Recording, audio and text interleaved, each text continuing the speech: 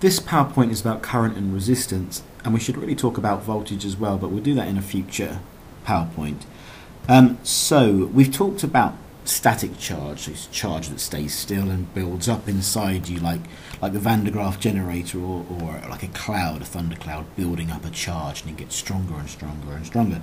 But now we're going to start talking about sort of conventional electricity, which is the flow of these charges through a conductor. Now there's a key term here, current. You might want to write down in your notes that current is how fast the charges move around the circuit. And a nice diagram of this here on this slide shows these little blue moving charges or electrons flying through the wire.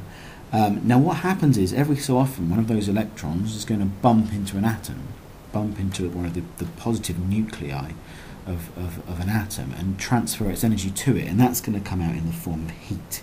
So all these collisions between electrons moving through the wire and the nuclei, which I showed you in the previous video on static, that generates heat, and that's called resistance.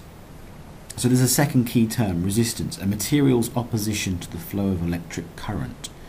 So if I turn the resistance up, the current slows down. And if I turn the resistance down, that allows more current to flow. And it's all to do with collisions. It's all to do with electrons banging into atoms as they move through the wire. In this case, it's probably copper atoms, because usually electrical wires are copper. Where else do we see the word current? We're going to get into some analogies now.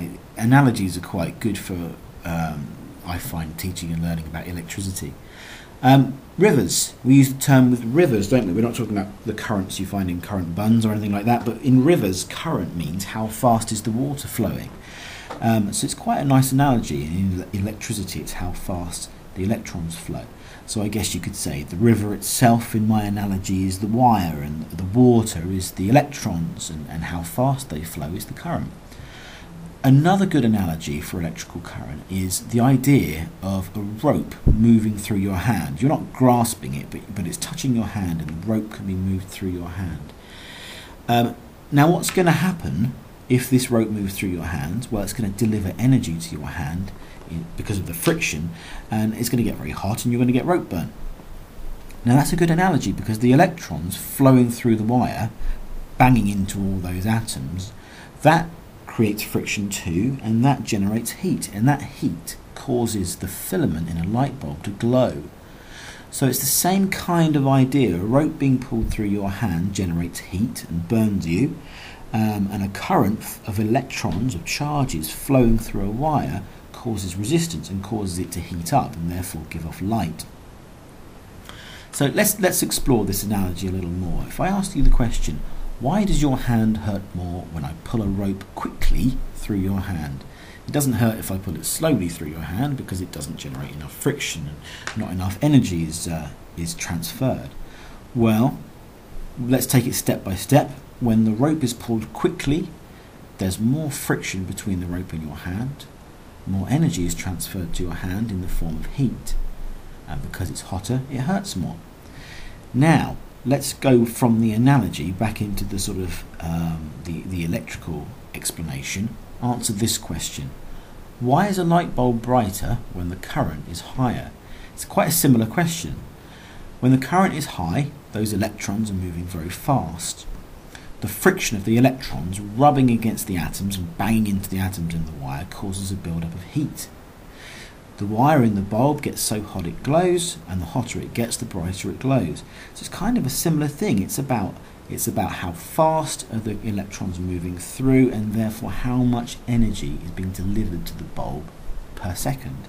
Now, it doesn't have to be a bulb, it could be anything. It could be a motor, it could be a buzzer, or any sort of energy change. But what I'm trying to get to you, what I'm trying to explain, is that the faster the electrons move through a component, the more energy is delivered to it per second.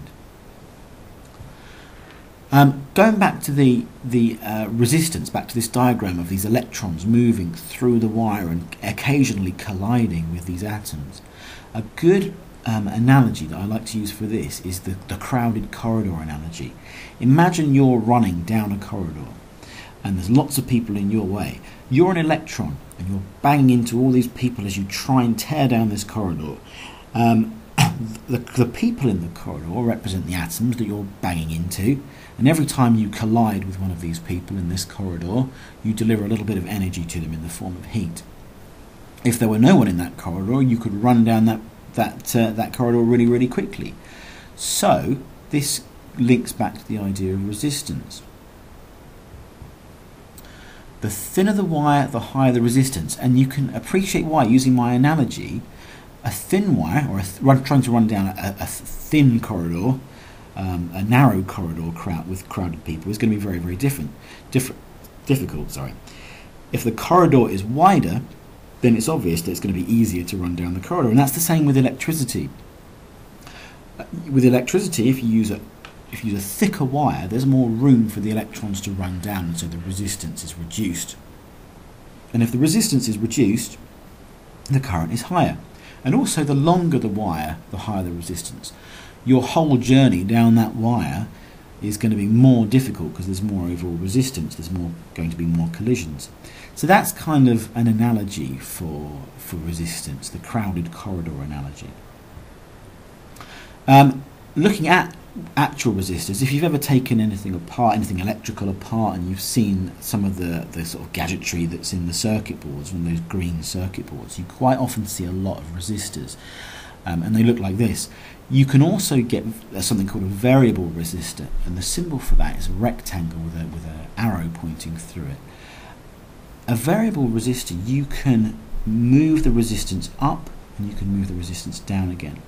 So if I move the resistance up, that's kind of, in my crowded corridor analogy, that's kind of like more people running into the corridor. It's harder for the electrons to move through the conductor. And if I move the slider down and there's less resistance and there's less people in that corridor, and the current can flow much, much faster.